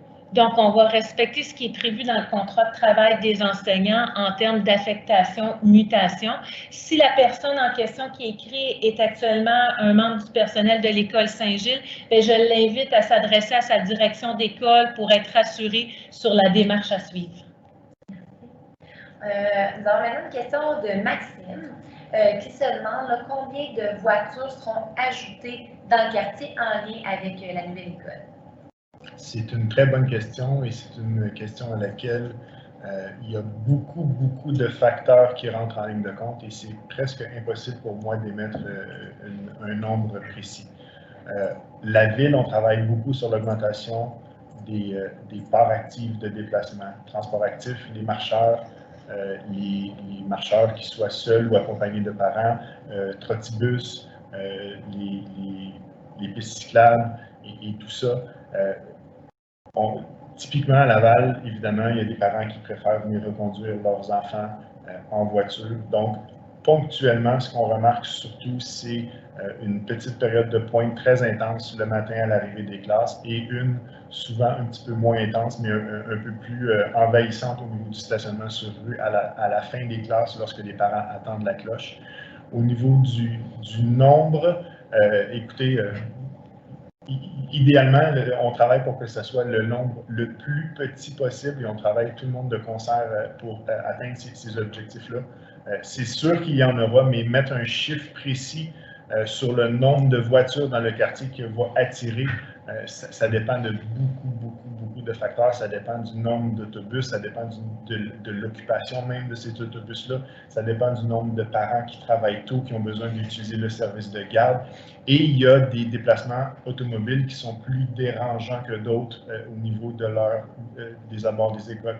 Les comportements typiquement service de garde ne sont pas dérangeants. Ils sont soit plus tôt souvent qu'à la période de pointe ou plus tard après la fin des classes. Donc, c'est des comportements que nous, et c'est pour ça que je mentionnais dans la présentation, les besoins fonctionnels de l'école doivent être répondus au niveau des débarcadères service de garde. Ceux sur lesquels on tente de minimiser, et ça fait partie de mon travail à la Ville de Laval à tous les jours de changer ces comportements-là, c'est de réduire le plus possible l'utilisation des modes motorisés aux abords des écoles pour les élèves, particulièrement pour une école comme le 115 Alexandre qui va avoir une aire de desserte marcheur. On a déjà un bon pas de fait avec Saint-Gilles actuellement qui comporte un bon ratio de marcheurs, des vrais marcheurs qui font des choix de mode actif. Et tous les gens travaillent pour poursuivre ces améliorations-là et ces démarches-là pour réduire le nombre de véhicules aux abords de l'école. Merci. On a une autre question qui nous provient de Marie-Danielle Sigouin, qui est une maman. On a dit tout à l'heure que la nouvelle école Pont-Vieux va avoir 4 classes pour des élèves à besoins particuliers. On nous demande si ces 4 classes-là pourront être dédiées à des élèves qui ont un trouble du spectre de l'autisme, comme c'est le cas là, à l'édifice 3. On suggère que ce serait une belle façon là, de développer une expertise dans l'équipe avec l'autre édifice qui va être situé à proximité. Alors, tout à fait, Mme Sigouin, si je ne me trompe pas, c'est ce qui est prévu à l'heure actuelle. Effectivement, dans la présentation, j'ai parlé uniquement de classes spécialisées dédiées à de la clientèle EHDA, mais dans le projet d'agrandissement et de réaménagement du 115 à rue Alexandre actuelle, c'est prévu que ce soit pour de la clientèle TSA, effectivement. On nous demande maintenant à quel moment va être formé le comité provisoire. Là, ici, c'est le comité, ce qu'on veut dire par là, c'est le comité qui va prendre les décisions pour déterminer les orientations pédagogiques de la nouvelle école, le nom de l'école, donc tout ce qui entoure la vie autour de cette nouvelle école. Donc, comme l'ouverture est prévue à la rentrée 2022-2023, il y aura nomination d'une direction d'école préalable à l'ouverture de l'école, vous comprendrez bien. Et suite à la nomination de la direction d'école, il pourra y avoir la nomination de s'appeler effectivement un comité provisoire qui pourra prendre certaines orientations ou certaines décisions à court terme. Mais souvent, ce qu'on voit actuellement, c'est qu'on attend que le conseil d'établissement soit nommé, donc que l'année scolaire soit débutée, que les élèves soient scolarisés à l'école pour être sûr d'être en mesure de bien sonder le milieu, que ce soit pour le nom de l'école ou que ce soit pour des programmes pédagogiques qu'on souhaite offrir, parce qu'on pourra le faire en collaboration également avec l'équipe école, puis ça nous permet également de connaître un petit peu nos élèves pour être sûr d'aller prendre les meilleures décisions dans l'intérêt de nos jeunes. Merci. Donc, on a une question maintenant qui nous vient de Manon, qui se questionne en lien avec le service de garde. On nous a dit que c'était une nouvelle école, maintenant qu'il y avait 2 édifices. Donc, est-ce que le service de garde va être situé au 115 rue Alexandre ou au 145, je pense, rue Alexandre, l'édifice 3? Donc, l'édifice 3, pour notre clientèle le TSA avec déficience intellectuelle moyenne à sévère, et comme je disais, ils vont rester dans leur installation. Maintenant, pour la nouvelle clientèle du 115 rue Alexandre, leur service de garde, je pense que M. Quirion, vous mentionniez qu'il était du côté de la rue. Je pourrais laisserai peut-être compléter. Oui, tout à fait. Il sera dans l'agrandissement, le service de garde, puisqu'on aura aussi une salle multifonctionnelle qui sera aménagée. Donc, bien entendu, on va essayer d'aller chercher les services de garde à proximité de ces installations et à proximité des gymnases, là, puisque dans les services de garde, on veut faire bouger les enfants. Donc, c'est propice de les aménager près de ces installations-là. Merci. On a une question maintenant qui nous vient de Charles, qui est un parent, et qui nous demande s'il va y avoir des travaux là, qui vont être effectués en lien avec la ventilation, de s'assurer qu'on a un système qui est performant. C'est certain que l'agrandissement de l'école recevra là, un système là, de ventilation. Tous les nouveaux bâtiments sont ventilés, tempérés et chauffés là, par ventilation. L'ancienne partie du bâtiment, c'est de la ventilation naturelle. Donc, on parle plus d'ouverture de fenêtres que de système de ventilation mécanique. Nous avons une question de Marie qui se questionne en lien avec le programme éducatif de l'école. Est-ce qu'il y a déjà un programme et est-ce qu'on peut s'assurer d'avoir une qualité là, de programme éducatif? Oui, tout à fait. Pour répondre aux besoins du milieu, s'assurer de répondre à l'intérêt des élèves qui sont scolarisés, on va laisser la décision au milieu pour ce qui a trait au programme éducatif qui sera offert. Donc, on a une question là, de Samuel, qui est un résident du secteur, qui nous fait part là, que le bâtiment là, actuel, au niveau de la ventilation, là, ça donne sur Grenon. C'est assez bruyant, paraît-il, comme système de ventilation. Donc, on nous demande là, si les nouveaux systèmes de ventilation, à quel endroit ils vont être installés. Oui, tout à fait. Donc, c'est possiblement pas un équipement de ventilation qui est bruyant. Je l'ai pris en note, on va faire les vérifications puisque c'est pas normal qu'il y ait un équipement qui soit bruyant ou audible chez les voisins. Donc, on va faire la vérification. C'est probablement plus des équipements mécaniques là, de chauffage pour le pavillon existant. Donc, les installations mécaniques de ventilation mécanique ou forcée seront dans la nouvelle partie. Nous avons une nouvelle question qui nous vient d'Annie, qui est un parent. Elle se questionne en lien avec la sécurité des marcheurs de Saint-Gilles sur Gouaneau ou Alexandre durant les travaux. Donc, pendant qu'il va y avoir les travaux, on va avoir quand même des élèves marcheurs. Donc, qu'est-ce qu'on va faire là, pour assurer la sécurité des élèves marcheurs pendant les travaux? Oui, j'aimerais sécuriser pour le parent qui a posé la question, qu'on est habitué de faire des travaux. On a fait dans la Val-des-Rapides, on en fait présentement à peu près aux 4 coins là, de la ville. Donc, on est familier avec des travaux de construction importantes dans des secteurs. Donc, on a des mécanismes, entre autres, le respect des heures.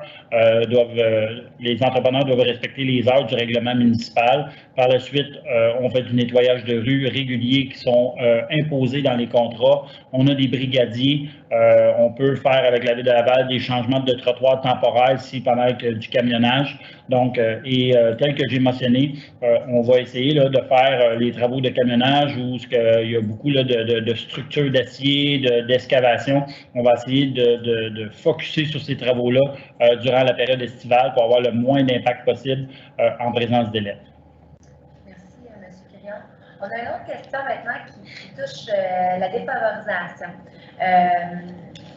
L'incompréhension, c'est le fait qu'on a des élèves qui fréquentent déjà l'école à proximité.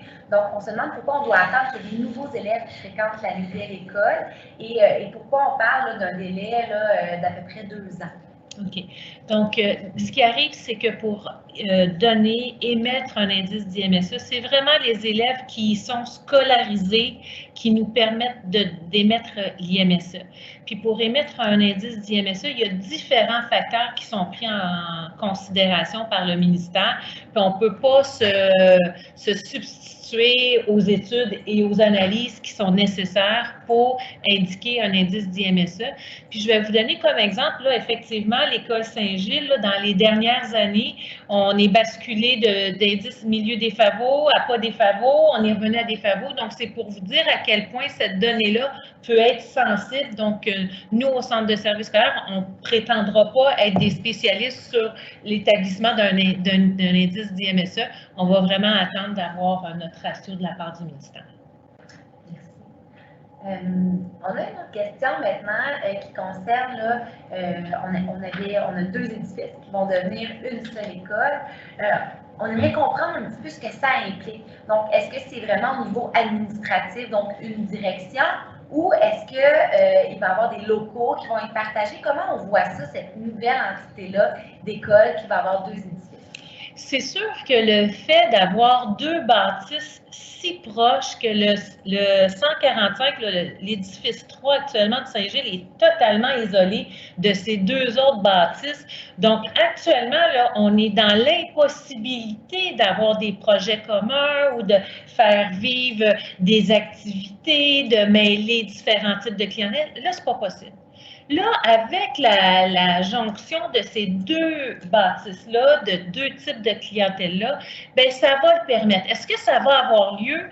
On verra en fonction des besoins, parce que je reviens souvent là-dessus, là, parce que c'est vraiment une clientèle sensible et vulnérable, la clientèle actuellement desservie à Saint-Gilles-3. Donc, dans le respect de ces enfants-là, sans vouloir les bousculer, mais en même temps, ça peut être une belle occasion de les ouvrir sur le monde et puis vice-versa pour la clientèle qui sera scolarisée au 115 rue Alexandre, leur montrer aussi la diversité puis aider son prochain. En tout cas, il y a toutes sortes d'idées qui pourront émaner des spécialistes en éducation qui travailleront là et même des parents qui pourront partager leurs différentes réalités puis voir à mettre en place là, des projets qui combleront les besoins pour les 2 types de clientèle.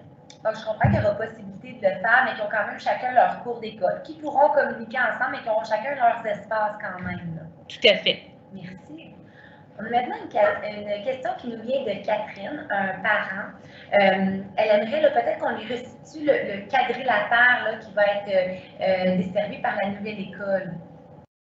Donc, les rues qu'on a ciblées, là, le quadrilatère qui est formé... Donc, la limite nord serait la rue Tourangeau. La limite est serait le boulevard Guano. La limite sud serait la rue Grenon. Et la limite ouest, la rue Alexandre, qui comporte la porte principale du 115 Alexandre. Merci. Donc, on a plusieurs questions, plusieurs parents, plusieurs personnes qui se questionnent en lien avec leur enfant. Est-ce que mon enfant pourra continuer de fréquenter son école actuelle, même si nous restons près de la nouvelle école? Oui, je comprends que la question peut se revenir souvent parce qu'un changement, c'est un changement, peu importe de quelle nature. Puis là, on parle potentiellement d'un changement d'école pour votre enfant, vos enfants. Mais l'opportunité qui nous est donnée, c'est que là, c'est tout le monde qui vit le changement au même moment. Donc, ça va permettre là, à l'équipe, la direction, les enseignants, le personnel administratif, professionnel qui seront affectés, de bien préparer cette rentrée-là par différents moyens, que ce soit des visites avant l'entrée officielle, que ce soit par des communications.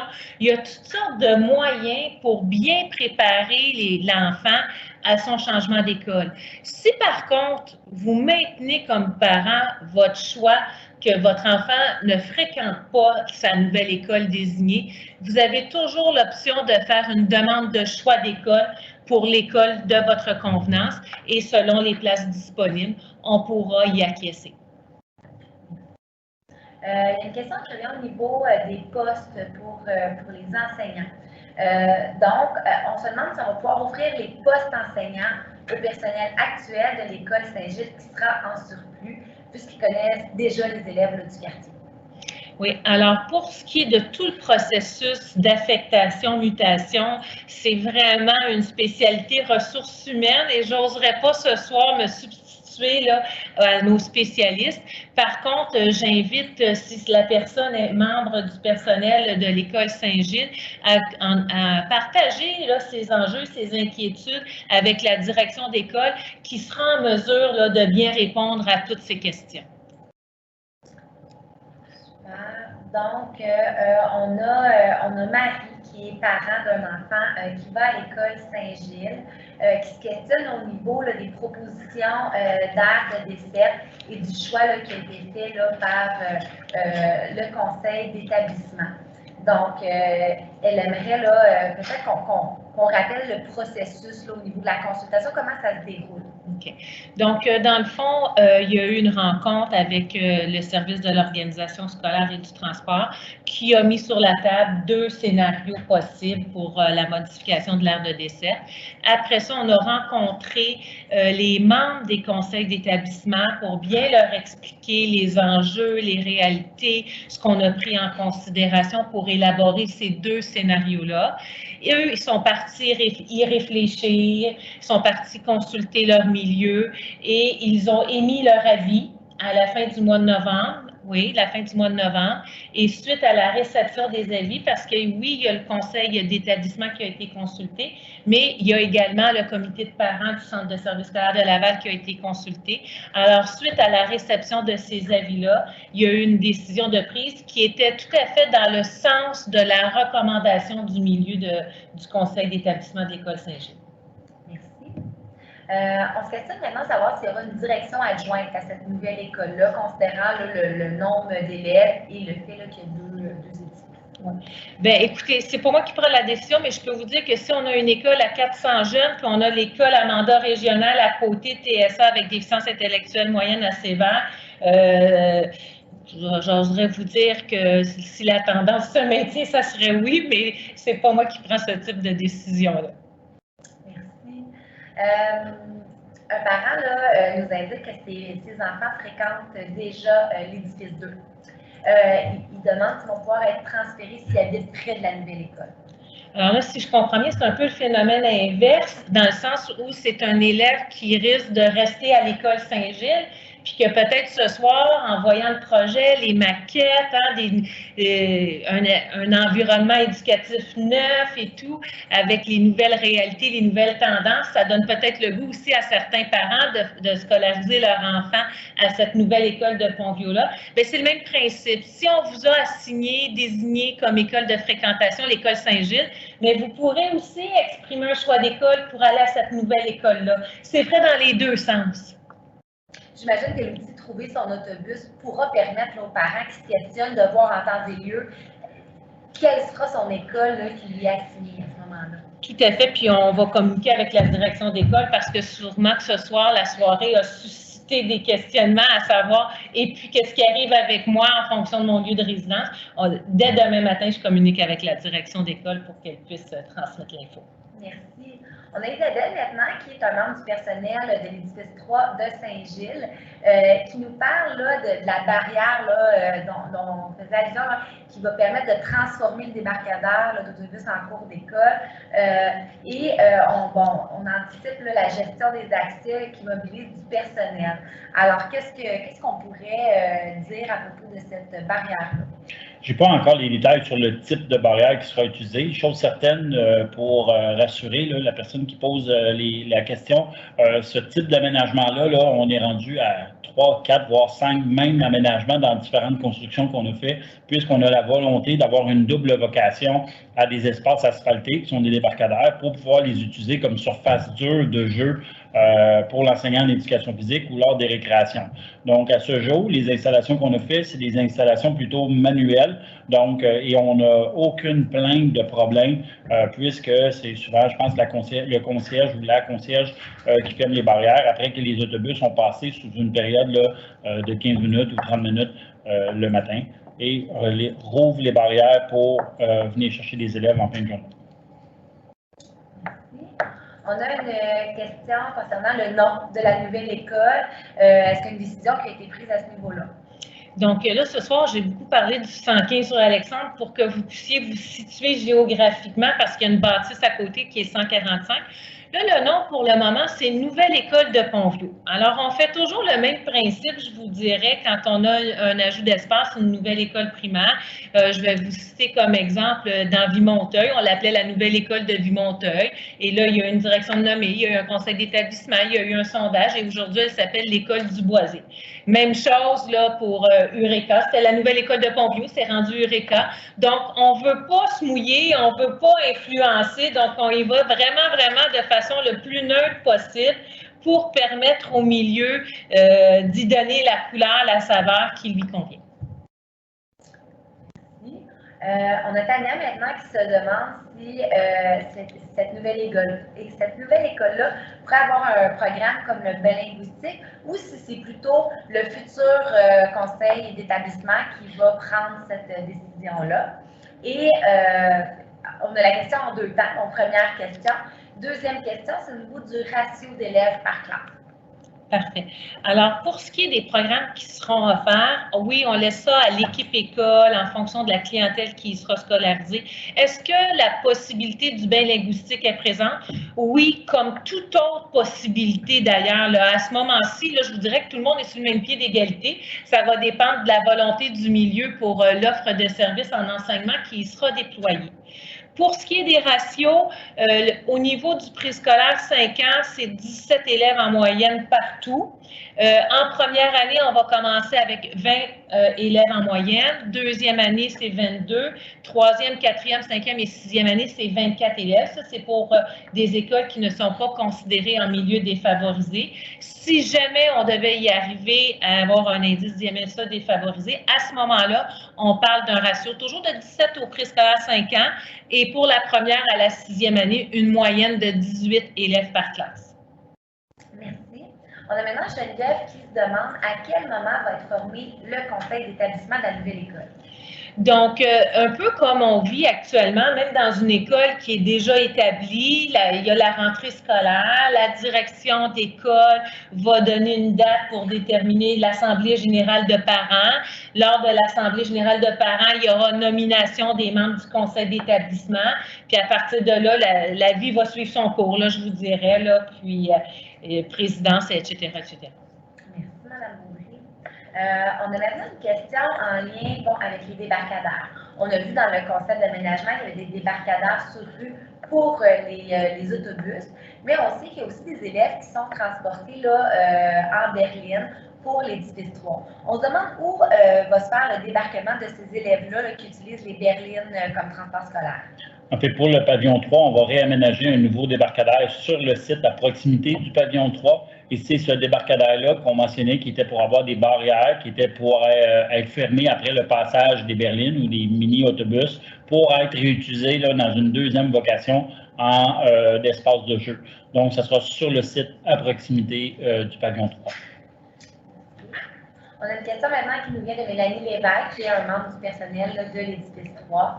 Elle se questionne, là, comme les deux édifices vont former un seul établissement, est-ce que ça veut dire que les deux édifices vont avoir le même horaire? Bien, à date, ce qu'on connaît, c'est qu'une école, un horaire. Sauf que là, c'est une école qui va s'annexer une clientèle particulière.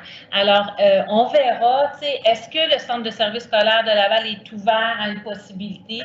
On verra selon les besoins. On va aller voir, on va aller en cueillette d'informations auprès des milieux parce que, comme il était mentionné dans la question précédente, les élèves scolarisés à Saint-Gilles-3, ce sont majoritairement des élèves transportés en berline, des fois en berline adaptée. Donc, ce n'est pas nécessairement le même service de transport scolaire qui est utilisé.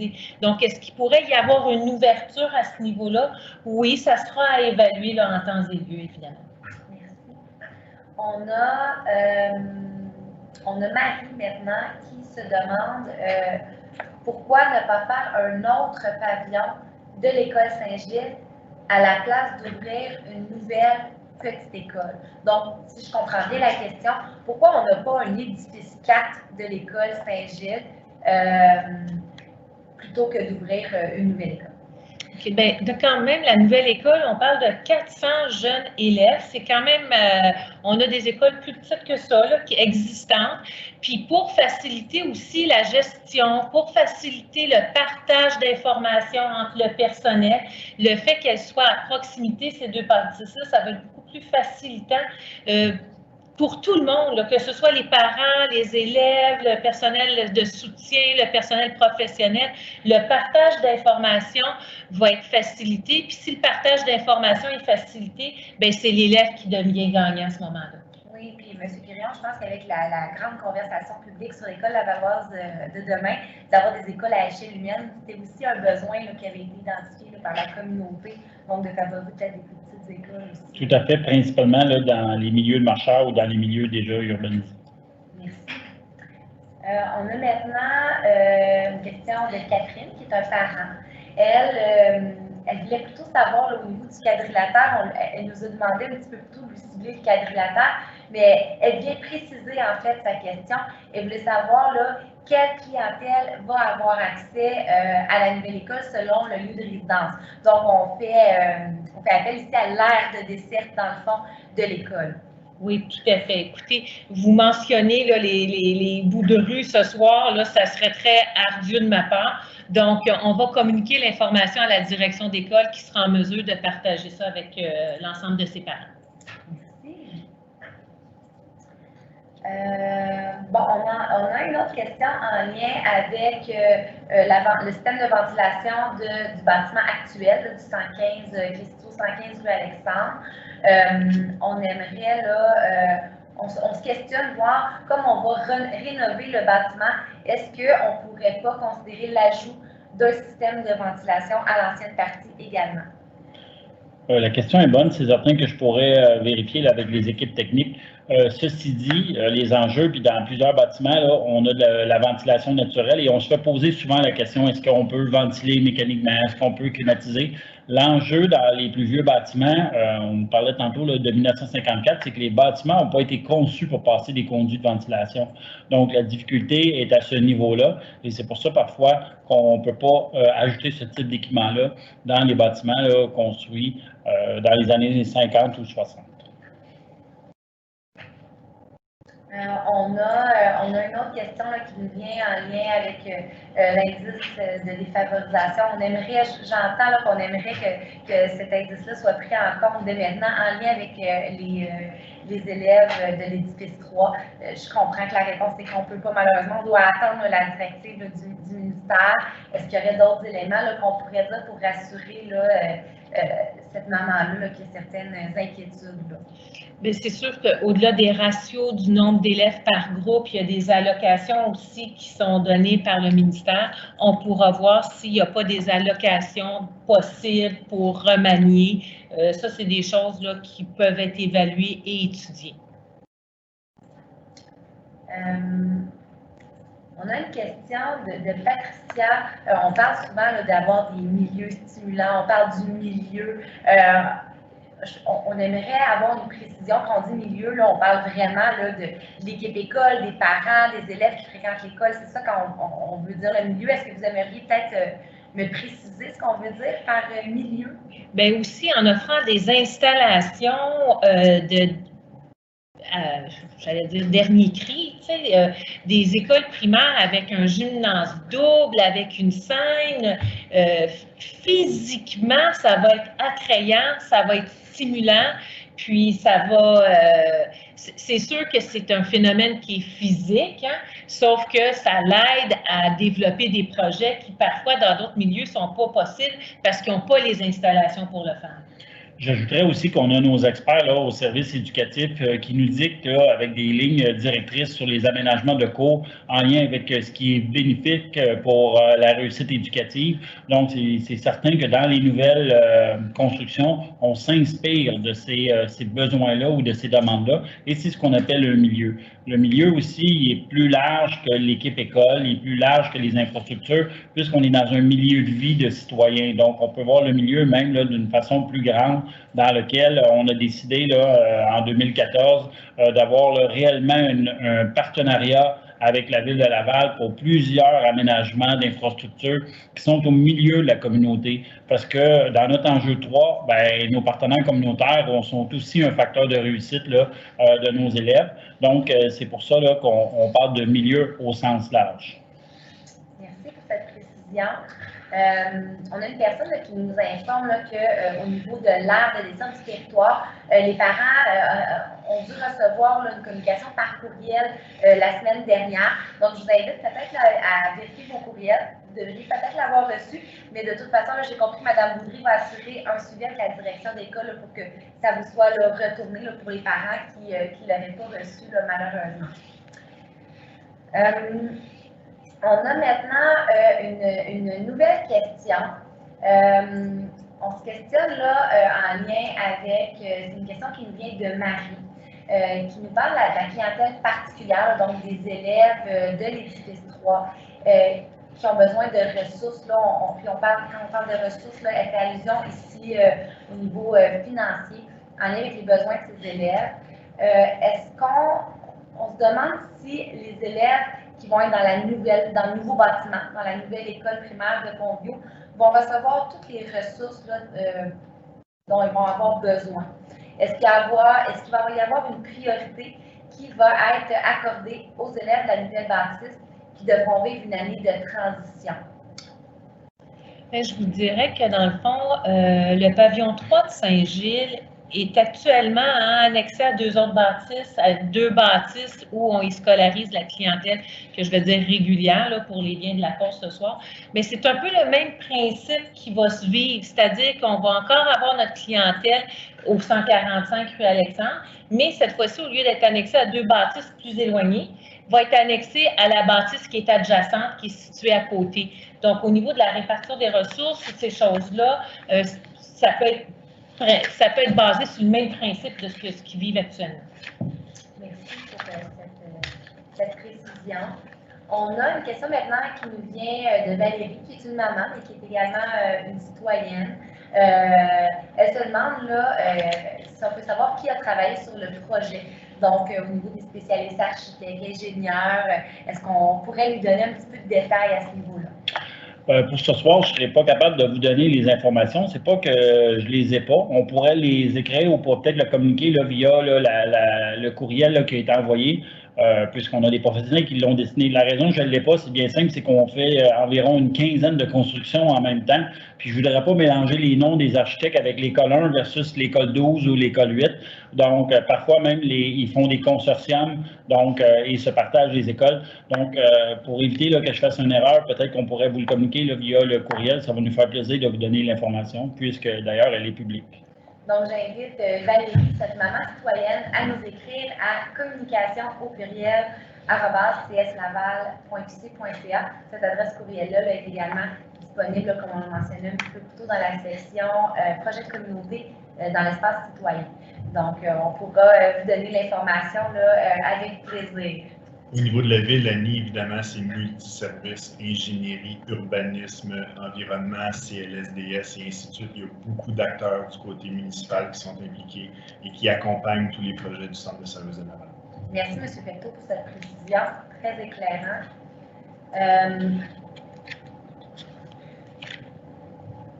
Donc, maintenant, on a une nouvelle question qui concerne, est-ce qu'il va y avoir d'autres présentations pour venir nous présenter l'avancement des travaux de l'école, que ce soit au niveau des plans, ou s'il y a d'autres ajustements là, qui sont effectués en cours de route, puisque le conseil d'établissement ne sera pas encore formé? Si on parle de plans de construction, les plans sont définitifs. Là, si on n'est pas parti, on part dans les prochains jours pour les appels d'offres, puisqu'on dans l'échantillon, on manifestait là, des travaux à partir de janvier. Donc, on va nommer l'entrepreneur qui sera gagnant suite à un appel d'offres public. Donc, il n'y aura pas de modification de plan. Pour les présentations, le service des ressources matérielles, on travaille conjointement avec les équipes des communications et on met à jour sur nos sites Internet l'avancement de nos travaux. Parfois, on va même mettre des photos d'avancement de nos projets de construction pour que le personnel, les élèves, les parents et les citoyens puissent vivre avec nous l'évolution de nos projets de construction. D'entrée de jeu, là, je vous disais qu'on en fait des dizaines en même temps. Donc, on essaie là, de donner les photos et les pourcentages d'avancement au personnel et aux citoyens.